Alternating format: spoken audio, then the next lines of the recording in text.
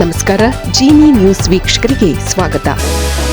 ನಂದಿನಿ ಬ್ರ್ಯಾಂಡ್ನ slice cake, muffins ಮತ್ತು bar cake ಎಂಬ 3 ಮಾದರಿಯ 18 ಉತ್ಪನ್ನಗಳನ್ನು ಮಾರುಕಟ್ಟೆಗೆ ಬಿಡುಗಡೆ ಮಾಡಲಾಯಿತು. ಕರ್ನಾಟಕ ಹಾಲು ಮಹಾಮಂಡಲದ ಕೇಂದ್ರ ಕಚೇರಿಯಲ್ಲಿ ಭಾನುವಾರ ನಡೆದ ವಿಶ್ವ ಹಾಲು ದಿನಾಚರಣೆಯಲ್ಲಿ ನಂದಿನಿ ಬ್ರ್ಯಾಂಡ್ನ 18 ಉತ್ಪನ್ನಗಳನ್ನು ಮಾರುಕಟ್ಟೆಗೆ ಬಿಡುಗಡೆ ಮಾಡಲಾಯಿತು. ನೂತನ ಉತ್ಪನ್ನಗಳನ್ನು ಬಿಡುಗಡೆ ಮಾಡಿ ಮಾತನಾಡಿದ ಕೆಎಂಎಫ್ ವ್ಯವಸ್ಥಾಪಕ ನಿರ್ದೇಶಕ ಬಿ ಶಿವಸ್ವಾಮಿ ಅವರು, ವಿಶ್ವ ಹಾಲು ದಿನದ ಅಂಗವಾಗಿ ನೂತನ ಉತ್ಪನ್ನಗಳನ್ನು ಮಾರುಕಟ್ಟೆಗೆ ಬಿಡುಗಡೆ ಮಾಡಲಾಗಿದೆ. ಮಕ್ಕಳು ಮತ್ತು ಯುವ ಸಮುದಾಯದ ಅಭಿರುಚಿಗೆ ತಕ್ಕಂತೆ ನಂದಿನಿ ಗ್ರಾಹಕರಿಗೆ ಕೆಎಂಎಫ್ ಉತ್ಪನ್ನಗಳನ್ನು ಒದಗಿಸುತ್ತಿದೆ ಎಂದು ಅವರು ತಿಳಿಸಿದರು. ಕಾಂಗ್ರೆಸ್ನ ರಾಜಕೀಯ ದ್ವೇಷಕ್ಕೆ ಪ್ರಧಾನಮಂತ್ರಿ ಭಾರತೀಯ ಜನೌಷಧಿ ಕೇಂದ್ರಗಳು ಬಲಿಯಾಗದಿರಲಿ ಎಂದು ಬಿಜೆಪಿ ಮುಖಂಡ ಸಂದೇಶ್ ಸ್ವಾಮಿ ಮನವಿ ಮಾಡಿದ್ದಾರೆ.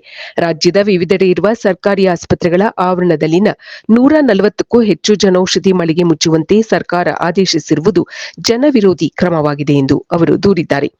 ರೋಗಿಗಳಿಗೆ ಕಡಿಮೆ ದರದಲ್ಲಿ ಔಷಧ ಮಾರಾಟ ಮಾಡುತ್ತಿದ್ದ ಜನೌಷಧಿ ಕೇಂದ್ರ ಮುಚ್ಚಿಸುತ್ತಿರುವುದು ಗಾಯದ ಮೇಲೆ ಬರೆ ಎಳೆದಂತಾಗಿದೆ.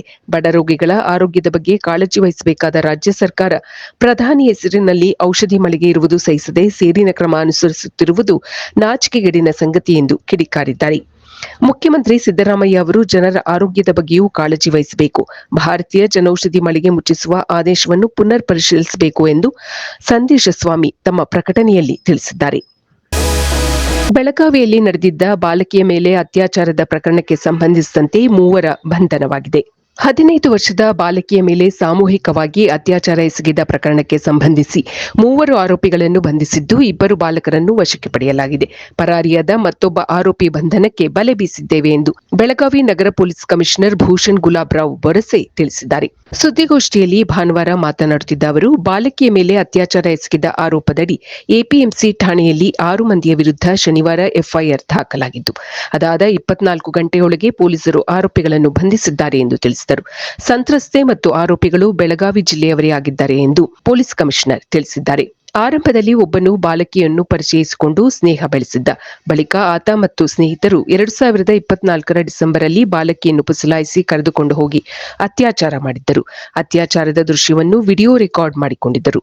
ಅದನ್ನೇ ತೋರಿಸಿ ಬ್ಲಾಕ್ ಮೇಲ್ ಮಾಡಿ 2025 ಜನವರಿಯಲ್ಲಿ ಮತ್ತೆ 3 ಅತ್ಯಾಚಾರ ಮಾಡಿದ್ದಾರೆ. ಬೇರೆ ಬೇರೆ ಸ್ಥಳಗಳಲ್ಲಿ ಅತ್ಯಾಚಾರ ನಡೆದಿದ್ದು, ಆರೋಪಿಗಳಿಗೆ ಕಠಿಣ ಶಿಕ್ಷೆ ವಿಧಿಸಲು ಪ್ರಯತ್ನಿಸಲಾಗುವುದು ಎಂದು ಪೊಲೀಸ್ ಕಮಿಷನರ್ ತಿಳಿಸಿದ್ದಾರೆ. ಬೆಳಗಾವಿ ತಾಲೂಕಿನ ಸಂತಿ ಬಸ್ತವಾಡದಲ್ಲಿ ಕುರಾನ್ ಸುಟ್ಟ ಪ್ರಕರಣವನ್ನು ಸಿಐಡಿಗೆ ವರ್ಗಾಯಿಸಲಾಗಿದೆ. ತನಿಖೆಯನ್ನು ಮುಂದುವರಿಸಲು ಅವರಿಗೆ ಸ್ಥಳೀಯ ಪೊಲೀಸರು ಸಹಕಾರ ನೀಡುತ್ತಿದ್ದಾರೆ. ಆರೋಪಿಗಳನ್ನು ಶೀಘ್ರವೇ ಬಂಧಿಸುವ ನಿಟ್ಟಿನಲ್ಲಿ ಪ್ರಯತ್ನ ನಡೆದಿದೆ ಎಂದು ಬೆಳಗಾವಿ ನಗರ ಪೊಲೀಸ್ ಕಮಿಷನರ್ ಭೂಷಣ್ ಗುಲಾಬ್ರಾವ್ ಬೊರಸೆ ತಿಳಿಸಿದ್ದಾರೆ. ಇದು ಈ ದಿನದ ಸುದ್ದಿಗಳು. ನಿರಂತರ ಸುದ್ದಿಗಳಿಗಾಗಿ ವೀಕ್ಷಿಸುತ್ತಿರಿ ಜೀನಿ ನ್ಯೂಸ್. ನಮಸ್ಕಾರ.